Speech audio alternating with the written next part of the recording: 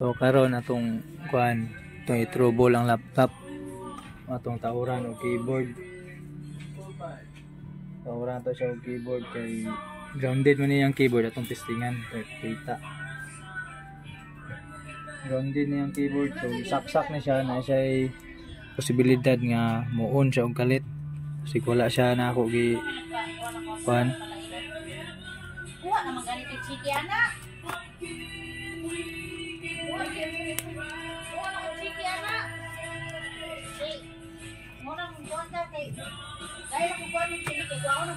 Yes. Kuang i-on. Siya. Mo-on siya guys. Pero mupalong. Palong. Ato ang kuanon tangtangon ang keyboard. Tangtangon na to ang keyboard, na to ang direct. Direct na to og on. Direct. Ug mupalong mo gid siya.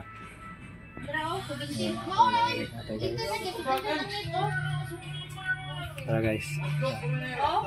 Kita. On siya. Di siya mupalong. Ang yang kuan is keyboard. Kani may diferensya. Kani sa flex na mo ni ang flex niya sa keyboard kay usam gud yang kuan guys. Yang power button. Mo na ang apektahan ang yang power button. Mo na mapalong sa kalit.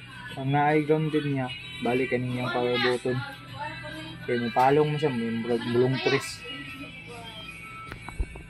So, maura to, ang tanan.